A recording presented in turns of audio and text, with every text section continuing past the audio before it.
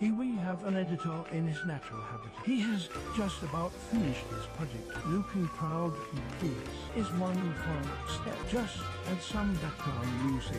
Hello ladies and gentlemen, welcome to my channel again. My name is wisebeast. Today we're going to talk about the extinction, the problems, the ethics, and also the benefits, somehow. And also the reasons this will help, and also maybe possibly new jobs, and maybe possibly helping the people who live there right now in these lands or island. What? In this one case. For example, the dodo bird and its relative species that went extinct, they're going to go and put them back in the island nation, I think Corsica or something like that, or Minigun, bitch! something, I don't know. It's not too far away from Madagascar, but the problem is the dodo bird had one free thing that didn't had a problem with. Man did not make a nation where the dodo lived. The nation has been formed where the dodo lives. People live there now, and nobody wants to give their home or their business or their easy route to go to point A to B for a flightless dumb bird that tastes better than chicken. Oh, really? If anything, they might actually cook this damn thing and make it a profit. Accidentally, you screw the dodo bird again. It's just better to leave the damn bird dead. And for another bird species, the passenger bird, you're actually screwing with one nation that particularly does not like to be fucked with. Either by nature, by another nation, or even by God. America. Oh, hell no! America has too much air traffic as it is. You bring back a passenger pigeon, the passenger pigeon needs clear air and nothing to hit it and nothing to kill it with smoke because it's a bird and those things need basically a lot of clean air to flow into their lungs to help them to fly and to make them move sufficiently to pump through blood throughout their body. This is a problem. America is basically a shithole. I don't want peace. I want problems, always. And it always has been a shithole since Reagan took over, as far as I can gather information. And bringing back 1 billion passenger pigeons. What? Although good, and is a good moral ethical thing, this will piss off Americans because then they have to do all sort of air traffic control over the goddamn birds. People are not going to be happy because 1 million pigeons flying overhead are making too much noise over them. Or they may actually leave too much bird shit on them. Or they just ruin their day by making too much noise where they land and roost. This is a problem for Americans. Before the white man came to the Americas, when the Native Americans were around, passenger pigeon numbers were in the tens of billions. When the white man came, they were in 1 billion. When Americans took a concerted effort to fuck these birds and extinct them, booby traps, gunshots, decoy birds, you name it, all they didn't have was an napalm. Darn, I almost had him. Well, they did everything and they wiped the passenger pigeon and then moved on. And to be fair, if the passenger pigeon brought back to America, I'm guaranteeing you folks that the Americans are not going to be happy. There's going to be people going to be angry, annoyed, and pissy, and they're going to start quoting the Bible again. As far as I can tell, they might actually start lawsuing people. And it's America. They're a nation that lawsuits and buys shits and disrespects their veterans, disrespects their basic moral standards. Look at the unemployment rate. And another species that could come back, but now that I think about it, the species that it's going to bring back, the species that have lived without it will probably struggle more. The woolly mammoth. There are a lot of animals that have come to survive without the woolly mammoth and plants that have learned to survive. Where the region where the woolly mammoth is in the Great Canadian Shield and North American Pacific West Forest region. This region was carved out by the woolly mammoth to make a basically frozen tundra version of Africa. Let me laugh even harder. This will probably harm a lot of bird species that have learned to evolve without the woolly mammoth and have basically lived in this region of densely wooded land. Plus, there are people who live there too, and there's cow ranchers. There's already a couple cities already there, and towns. People will probably not like that there's a giant pachyderm. Yes. That is basically an Asian elephant that's hairier, push around their property or their workplace, or is a threat to them, or is like a threat to other species. They may like to observe or watch or take pictures or hunt, and this could create commotions. People start lawsuiting or make false lawsuits. That's rough, buddy. And all this shit. It's just not gonna happen. Nobody's thought of this well too. You basically put your kid on a motorcycle. They don't know how to even fucking walk. You didn't do any of the walking. You did none of the crawling. You just said your kid's going on a Harley Davidson and he's gonna ride it. Little you didn't know, your kid's, I don't know, 4 or 5 years old. He's not even reaching the fucking pedals. And guess what? He's dead. Good job.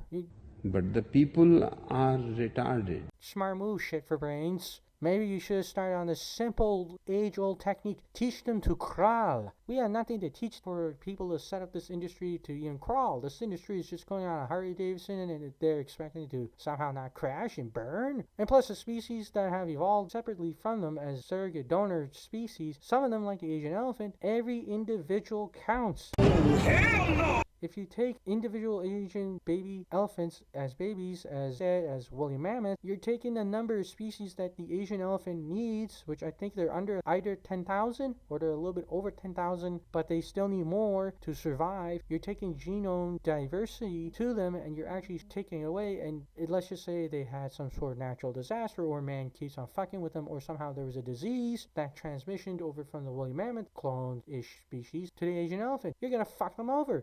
Preserve her! How long can she stay like that? I don't know. Sandy's a girl? And then they're not going to survive. They're going to have a hard time, and then their population is going to dwindle even more. This is going to screw them over. How are they going to survive? You basically could have done a better example is you could have gone a couple clones, cloning tank machine to clone the woolly mammoth instead of just taking the surrogate parent. Yeah, if you did it the clone tank way, yes, it's more expensive, more maintenance, more this, more that, but you're not going to fuck over an entire species numbers. You're too late, Sonic! I am now forklift certified! Oh my god! And let's just say a nut job who works in the Ministry of German Genetics, I'm just picking them randomly, decides to use de-extinction to, I don't know, clone back the Third Reich.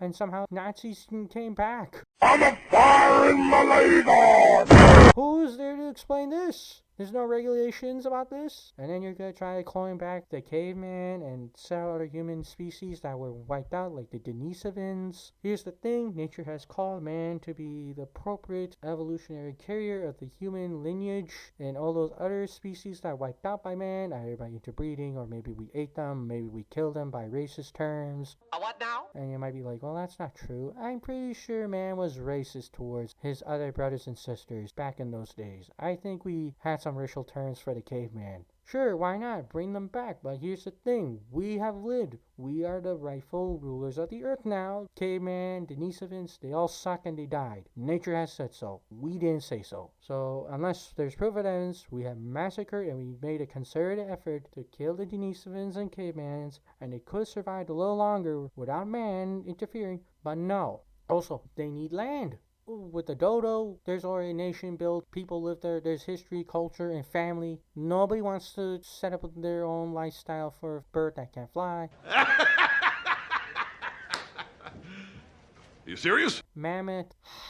We have a basis on how they can react, but we don't have any basis on them how they could react to man in the Northwest, and we have no idea what will happen. We could base it off, maybe they might be nice, maybe not, but we don't know. And also, what happens when they're in rut? If you don't know what rut is, elephants, either in Asia or in Africa, usually go through, basically, what they do is they fight for the rights for the female, and to breed and have sex. That's basically it. And sometimes it's an awesome show to watch, I don't know, like a couple 100 meters away. And you might be saying, why a couple 100 meters? They're big, giant elephants, at least 9 foot tall. And you might have the one freak that's bigger than the rest. That's once in a while. And we have no idea what will happen. People who might be too old might not even survive the damn things if they collided into their car or their house or the apartment. Or what happens if these things decide to pick a fight in the school? Holy shit!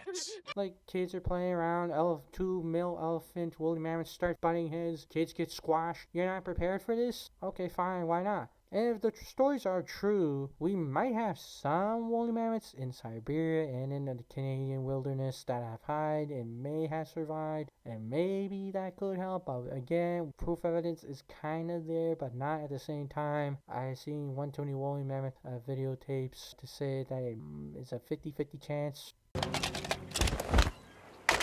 What? We have nothing to establish on the fact of basis that none of the diseases that we are accidentally cloning back with the species won't come back to humans and will be 1,000 times more effective than COVID. Oh, hell no! We have nothing to establish the protocol, safety, regulations. There's no nothing. This would be easier if they had rules, regulations. They have a set amount of goals. Yes, they bring out more than just a few hundred species of animals, maybe like 1,000 so species. Reasonable. Also, they take resources from other species that are also critically endangered, that need help. All this could be done to help species of today that are endangered from man's actions, and we could make them no longer critically endangered. We give them the appropriate amount of distance and land and space and also habitat, and we could set this foundation and make sure it lasts more than a decade and it works. Then we could talk about de-extinction. Then we could set up rules, regulations, protocols, procedures, how to do things properly, and what is the most reasonable way and ethical way as possible. We are not. We're just going this like nothing. You might be saying, that's mean, that's ruthless. Of course it's mean and ruthless. Nobody has. And they did not think this all the way through, and they didn't think about a million other ways. And the donors they have, some of them work in government agencies, I think want to use this to help them to enhance their weapons division and also their genetic engineering programs of their own. I'm bigger than you. I'm higher in the food chain. Get in my belly! One of them, I think, is the Homeland Security, and I think CIA as well is also in a proxy shell company supplying the money and resources to help de-extinction. Why is the CIA involved in this in the first place? Why are they getting from this? What are the benefits for them? Unless they're going to clone Abraham Lincoln with tungsten-grade skin and steel-ass bones, and he could shoot laser beams, and he could summon like portals of lava monsters, and he somehow becomes the new president of America again, somehow, and he leads America to a golden age. Sure, why not? Go ahead. Just please don't summon the portal of lava monsters. That's my only requirement, because that's an overkill. But we don't know. Like, you could look at some of the companies that these are proxy shells for governments and agencies, and some are even funded by China, I think. Where is the benefit in this? Who is benefiting from this? Why do we need to do de-extinction now? We should be doing conservation, and then once all the conservation effort has been done and everything has been regulated and man's not going to fuck over these species, do the de-extinction at the conservation. You're just doing de-extinction with conservation, and this is not going to help. Like, get your priorities straight, dumbass. Like, what? Do you need a pat on the back or something? This is just ludicrous. This is more ludicrous than I went to the Meme Wars. I thought it was a funny movie. No, I got drafted into the Meme Wars. These holes really lost some of their sparkle without your lively presence and... What now? And goddamn, I had to fight like Conehead people. Who thought of this was a smart idea? Who is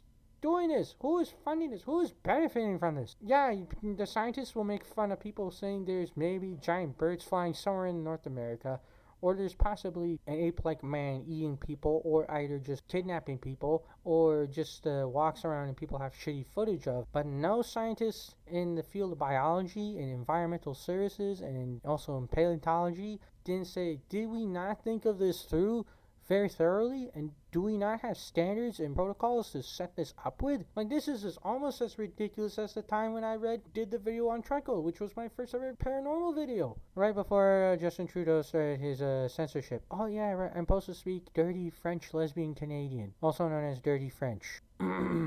No, I'll read real Spanish. I'll go in the old grandfather of all Latino languages. Italian. French is a dirty bootleg Italian. Thank you.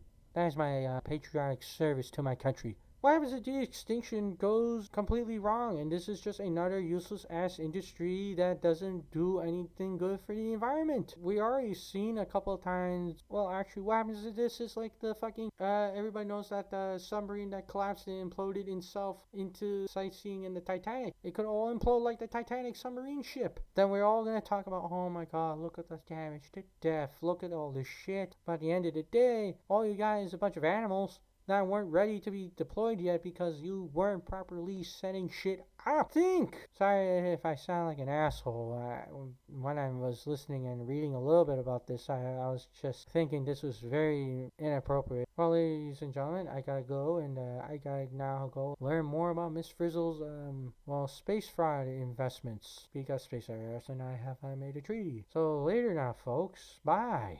I'm gonna be a furious man right now. Don't forget to eviscerate the like button. Don't forget to fire the subscribe button on a rocket. Get a cable company for that. Here's my Instagram account. I like the name and keeping it. Here's my amino. Great of you. And here's also my Reddit, as well as my ArtStation. Alright, and my Anger too. Here's some other social medias I use. I have a Wattpad. I have also a Tumblr. I know. I have a Vor. And for some of my video sites that I use, that are going to be Odyssey and Internet Archive. To make sure they don't kibosh me.